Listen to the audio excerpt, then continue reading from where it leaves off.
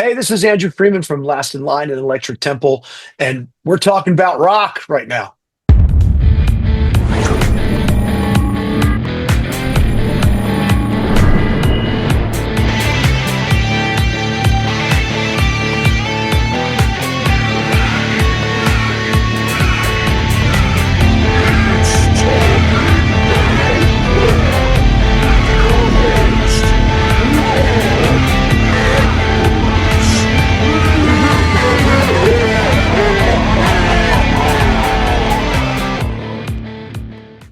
Okay, today we have for you a band ready to stake their claim in the classic hard rock metal community, Electric Temple.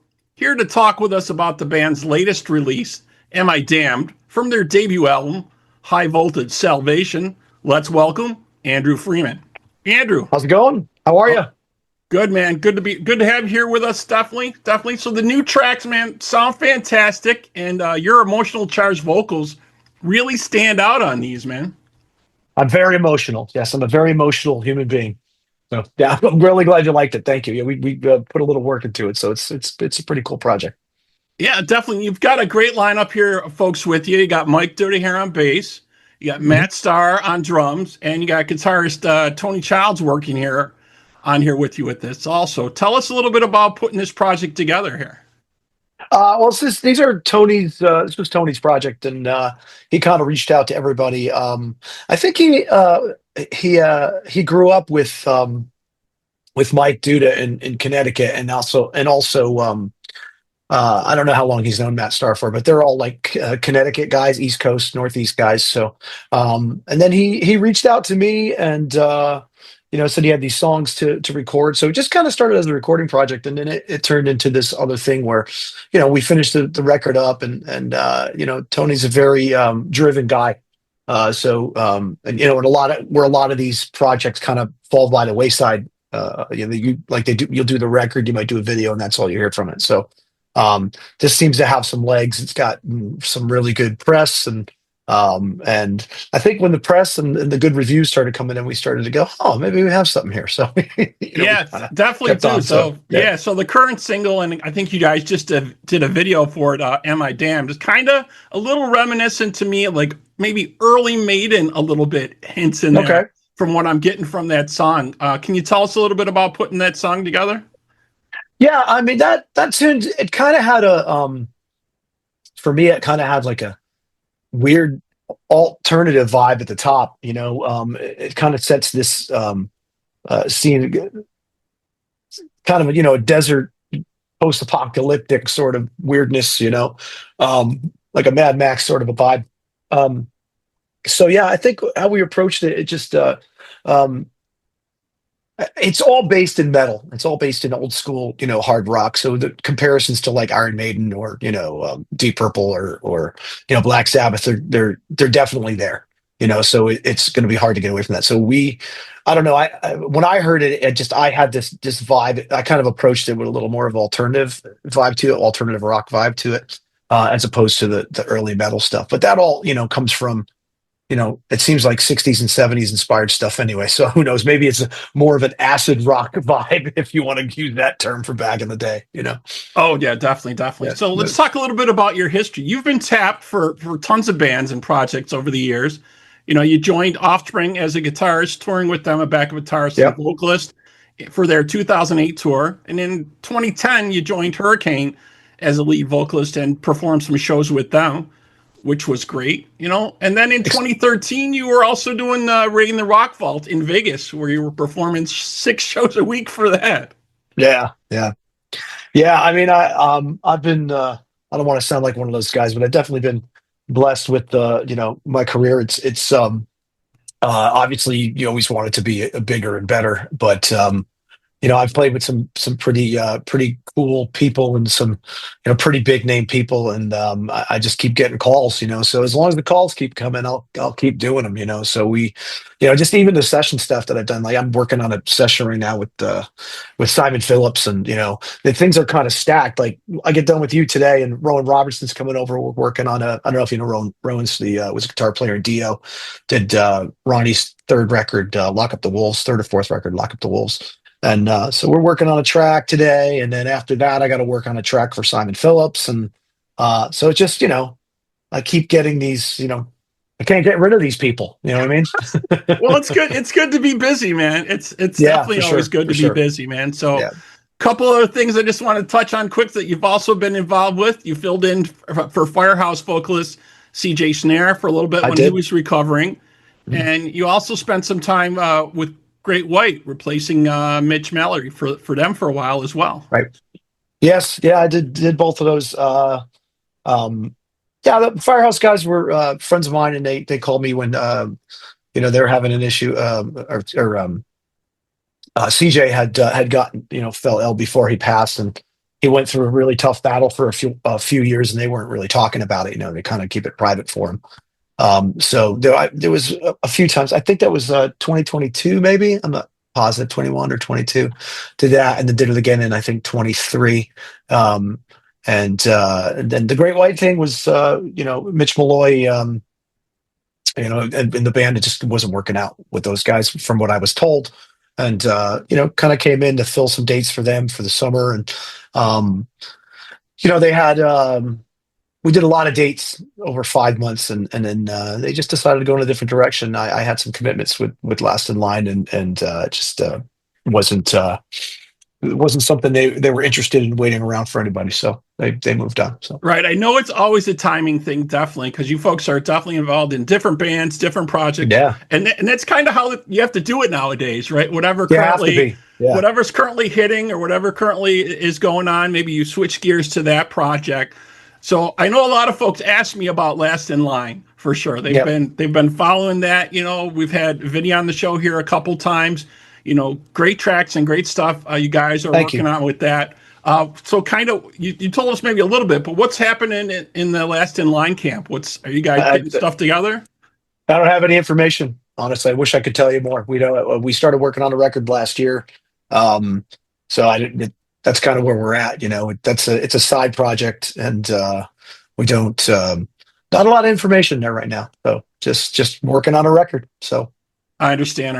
Yeah, yeah, I yeah. know Vinny's busy, and obviously Vivian's busy with stuff with Def Leppard and stuff. So again, it's the scheduling thing, definitely. Yeah, yeah, that's basically it. I mean, we it's not a place where you can make a living. That's for sure. It's again, it's a side project. So you try to facilitate it when it comes, and for me, it's I've been was put in a position to get the original Dio band getting back together, and you being at the helm of it was quite an honor, and for me as a fan of that band.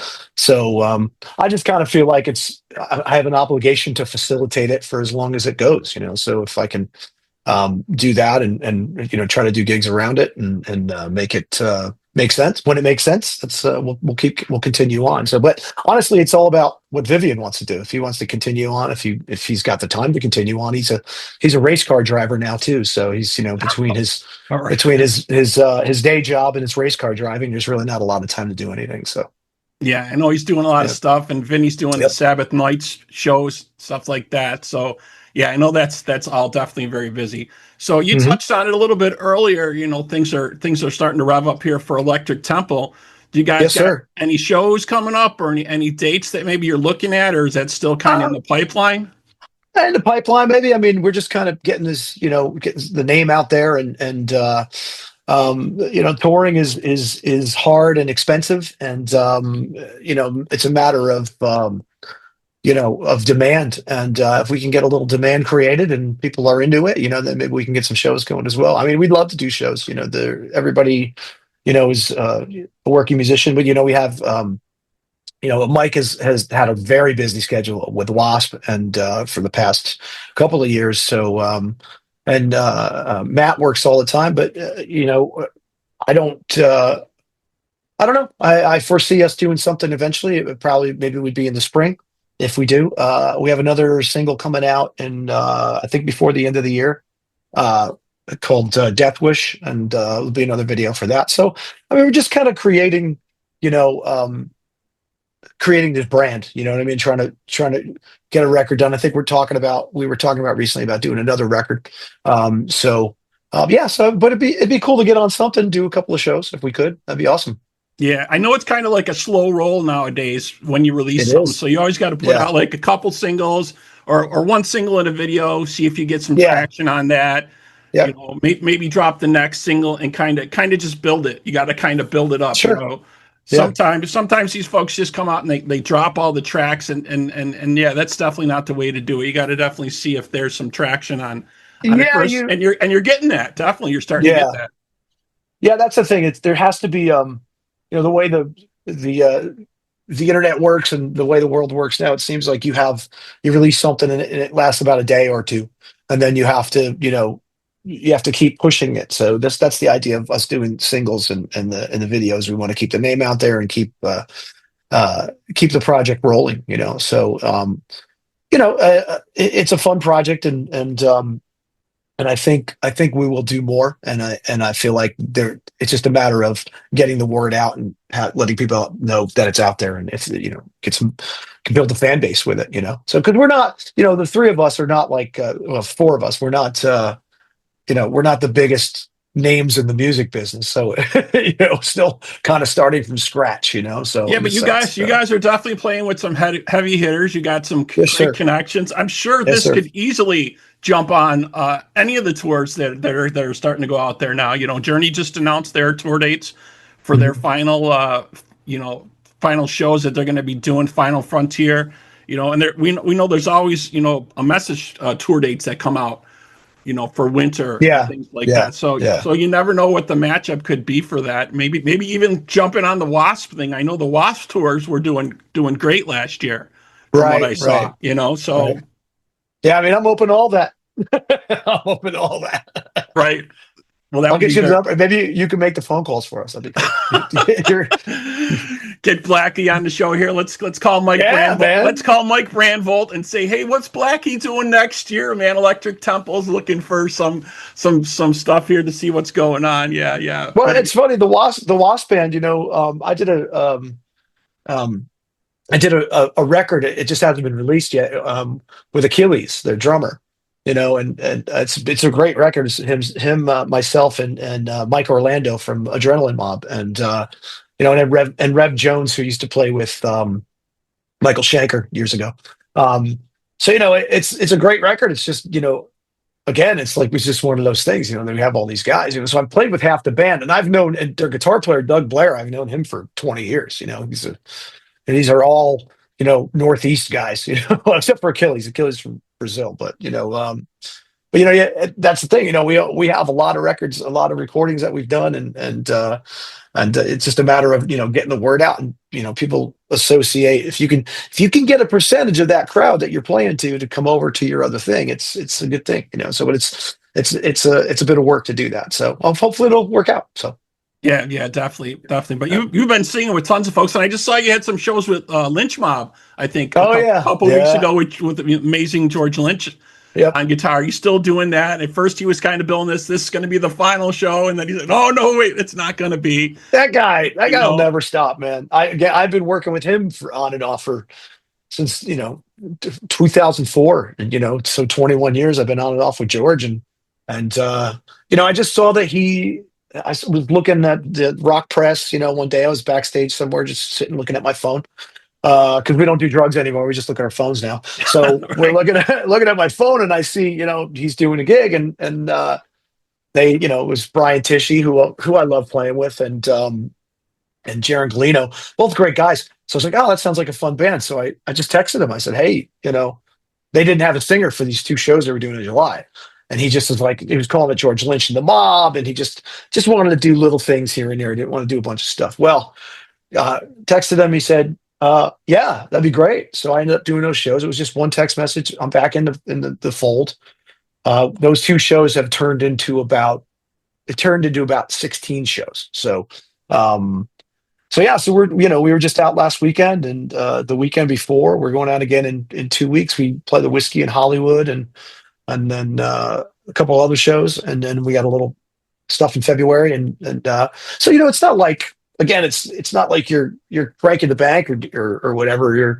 You're doing big long tours. It's just these little weekend warrior dates, which are kind of fun, and you go and you hang out with your friends, and you don't see them for a couple weeks after that. So you're not kind of killing each other on the road, like right. It's not that long drawn out thing where you're on the road for like 6 months or something. It's your flying dates here and there. And stuff but like I mean, that. George is 71 now, and he's in better shape than guys half his age, and I don't foresee him stopping until he can't do it anymore physically. You know what I mean? So he's playing better than ever. I mean, the hang is great. I've had ups and downs with him as a associate or a bandmate and as but we've always stayed friends. Like no matter like with him and I, it's always business is business, friendship is friendship. So even when we're like, we have an argument, and then 2 weeks later, I'm sending him, memes or funny videos. You know what I mean? Just because, we make each other laugh. And that's the best thing about this lineup of this band right now is that we're just laughing all day long. Like we're still texting each other. We're like a bunch of girlfriends. You know what I mean? It's ridiculous. You know what I mean? So it's fucking ridiculous. So. But yeah, it's cool. It's great being back with him and working with him. I'll probably be there for a bit. I'm going to be there hanging around as much as I can. So yeah, I mean, I caught him back in the day, obviously with Dokken, and then I caught him on the first round of what they're calling kind of like the reunion tour almost. Yeah, you know what I mean. I brought a couple friends with me, and I'm like, watch when this man steps out on stage, and their mouths just dropped. Amazing when he started playing because he's still fucking smoking, still killing it. He's right? Great. Yeah, and I'm actually playing guitar with him on stage now. When we do Mr. Scary, I play all the rhythm parts and which is weird, because it's just funny because I'll walk over to him and I'll just before I'll start soloing, like, check that, can you do that? Because I'm nowhere near his talent, but it's just a little pokey poke, to kind of mess around with him, and it's fun. We have a good time. So yeah, if you ever want to come, let me know. All right, yeah, that would be great. Yeah. We talked to him briefly last year at another project going on, and he's another guitar player that always had the guitar in his hand. Through the whole show, he's like picking on it, and that's a true guitar player. I've grown up with a lot of friends, and the guitar is like part of them. You know what I mean? Yep. They don't go anywhere without it. But yeah, like I said, I'm really, really digging this new album you guys got. Thank you, man. Out High Voltage Salvation, very, very cool. So glad you like it. Yeah, definitely, man. So definitely keep us in the loop on what's happening, man, with this. And we hope to see some shows coming out. Definitely. Sounds good, man. Yeah, I'd love to see you come to a show. Where are you located? I'm located in the Western New York area. Okay. Oh, okay. Like Buffalo or yeah. Yeah. Okay, cool. Yeah. Yeah. I'm from upstate New York as well. Like not upstate like you. Orange County, Poughkeepsie, New York. Cortland is probably like 15, 20 minutes away. Ronnie's hometown, right? I know where Cortland is. Yeah, sure. Yeah. Sure. So yeah, it'd be great to see you guys do some shows. And I'm hoping maybe Last in Line eventually comes back around and does that. So that could be very cool. We'll see. Hope so. Fingers crossed. But we'll be in Albany. I know it's probably not too far from you. We'll be in Albany in February. So if you want to come to that, let me know. I did see that date. Okay. Yep. I'll reach out. Yeah, definitely. Very, very Perfect. Cool. All right, folks, like we were saying, the new album, High Voltage Salvation, is out now from Electric Temple. And you can check out the video for Am I Damned with links on our website in the Hall of Video at talkingboutrock.com. So that wraps up this episode. Thanks to my guest, Andrew Freeman. And to everyone listening out there, we hope you're doing your part by keeping the torch alive and supporting live music wherever you are. Andrew, again, man, thank you. Thank you, bro. Appreciate it.